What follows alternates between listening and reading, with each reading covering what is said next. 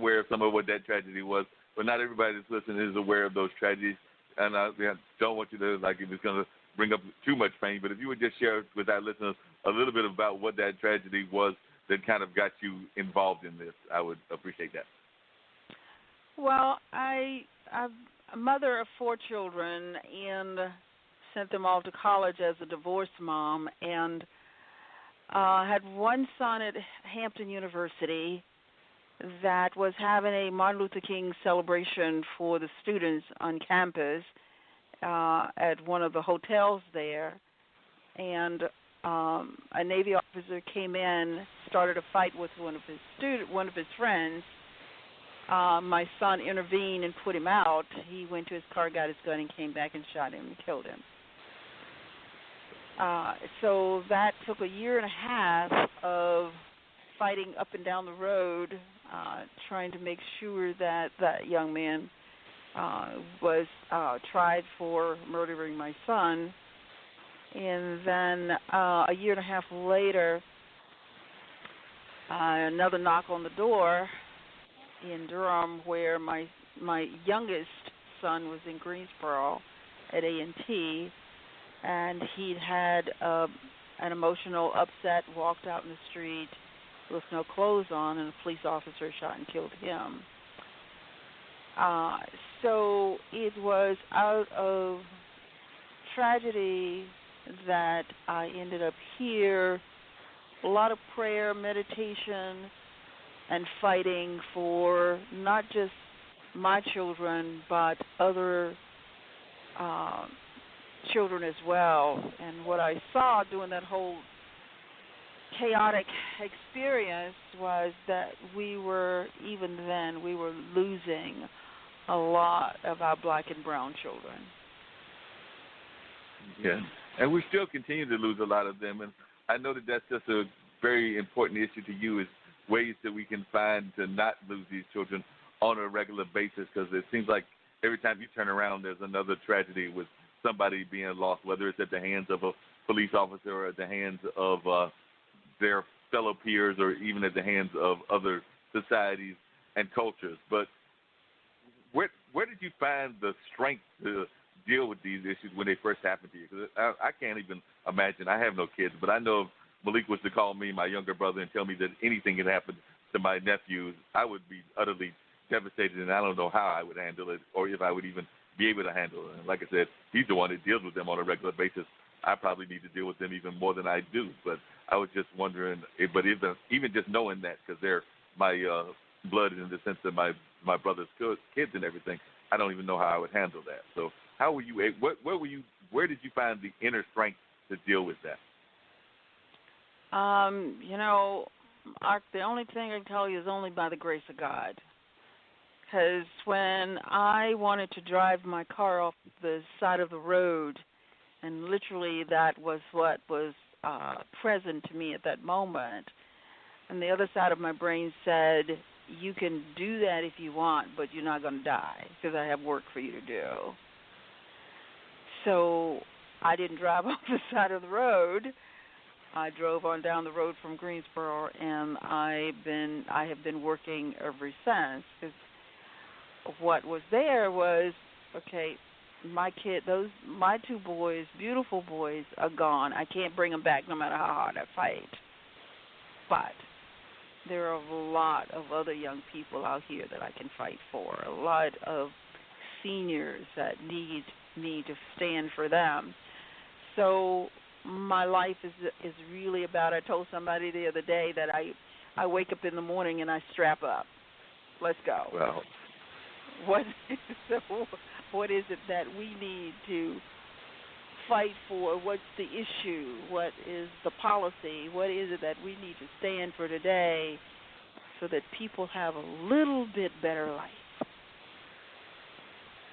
And there's so many issues that are going on in society, in particular around Durham, but around the nation as well. And I was just wondering, what are some of those issues that are really driving you right now? Because I know a lot of people right here in Durham are talking about, things like gentrification, which is definitely an issue, not just here, but in New Jersey, in places like Seattle, in places throughout the area. But that's just one of many. I know a lot of people are also not that thrilled with the school-to-prison pipeline that we seem to be having going on right now. But what are some of the issues that are really touching you on a regular basis that are some of those issues that you feel driven to fight for on a regular basis?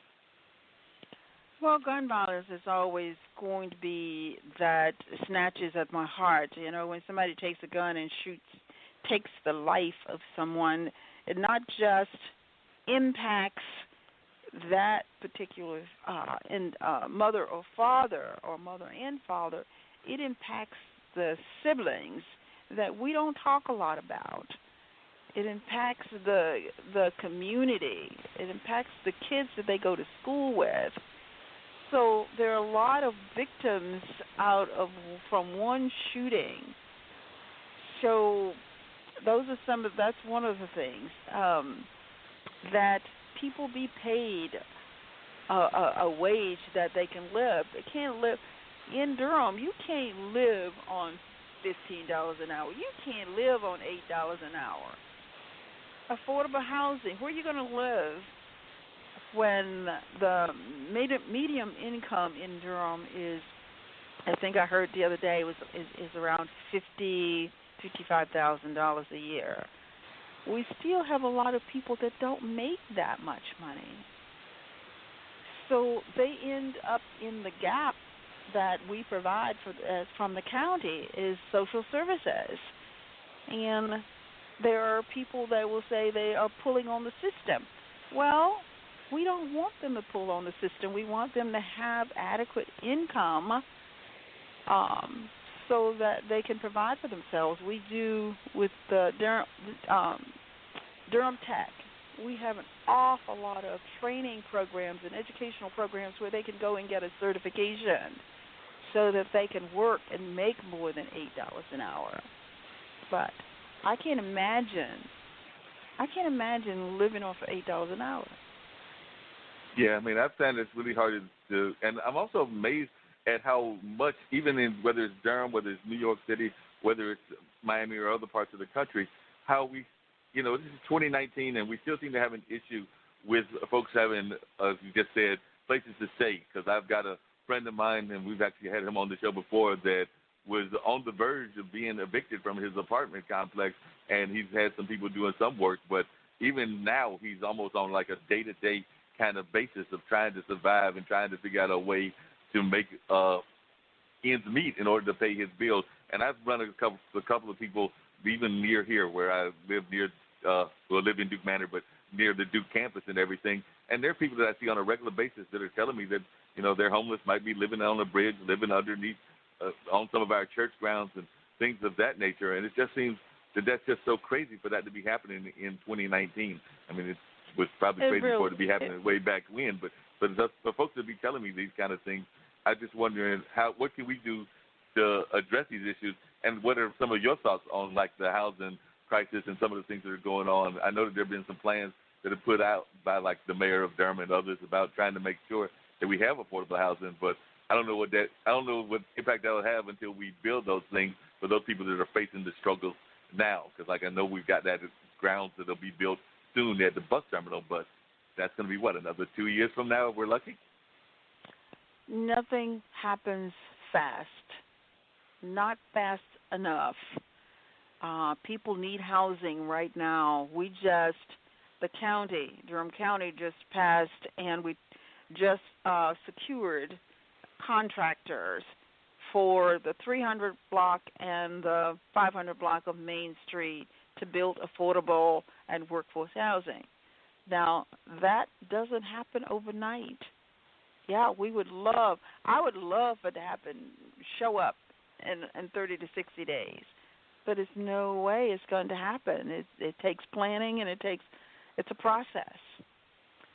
So, in the county, that's not something we normally get involved in with housing because it's usually under the city.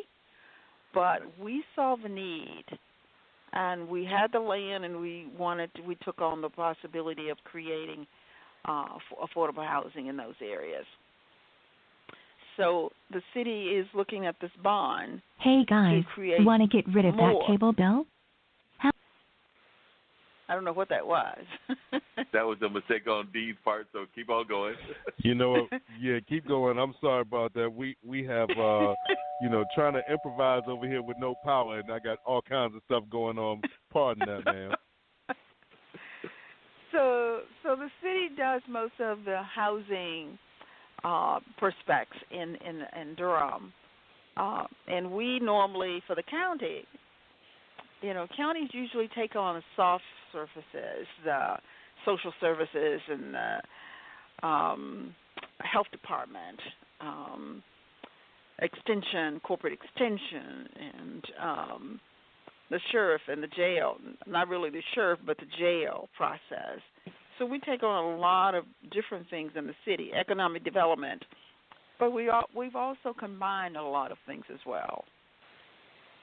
Yeah, and I was wondering about that because I know that in the past there's always been talk about, and I think we might have done it with the school system, but definitely there's been conversations for a number of years about, say, trying to merge the county and the city in terms of law enforcement. And it's one that has had, that is something that they were definitely interested in, what our law enforcement is doing. Is that something that you think we should be pushing for? Because I know there's been a conversation where people have talked about why do we have like the Durham Police Bass and the players, Durham County best Sheriff? thing you can do for your overall sound. Dude, this thing is going crazy over here. Keep going. My fault. So the police and the sheriff, so you're looking at two different entities here. The sheriff is elected by the people. We have no control over the sheriff. That's been really, really hard for people to understand. We, as the county elected officials, have no control. The sheriff is the most powerful person, elected person in your county. The police is hired by the city council. Right. So it's just a totally different perspective there. We are responsible as county commissioners. We're responsible for the jail to make sure the jail runs properly and has the resources that it needs. But we do not control the sheriff. Well, and how do you think we're doing in terms of that? Because I know that there have been a number of activists that have talked about the jail system, that have complained about incidences, not just here in Durham, but in Raleigh and other places where inmates have been felt that they did not get enough care, or family members felt that they did not get enough care in the state cases where they may have died while under the watch of the prison system or whatever. So you think we do a good enough job in terms of taking care of those that are unfortunately put in that kind of situation, meaning that they're locked up in the jail system? Well, there's always more to do. There's always more to do. If someone's child dies in our jail, I grieve. I'm going to always be with the mom and the dad. My heart is just going to go there. That's just the way it is. And the question for us is, are we doing all that we can as elected officials and that provide the resources for our jail to make sure that they have what they need? Do they have the training? Do they have the facility? Do they have the medical care? All of that we have to look at to see what else and there have been times where there needed to be some things improved, and we've improved on a lot of them, and we will continue to improve on things that the sheriff brings to us that need to be improved upon. Yeah, and I think that y'all have done an amazing job. Friends, not just with you, but with some of the other county commissioners, as well as others that are in different political offices and things of that nature. But they're always talking to me about different things that they're concerned about with the county, and definitely the housing has been one that is on people's minds, and also the whole thing with controlling which developers come into town. Is that strictly a city issue, or is that something that the county commissioners, through economic development planning and stuff like that, get to put their voices in as well? Because I'm not sure about that.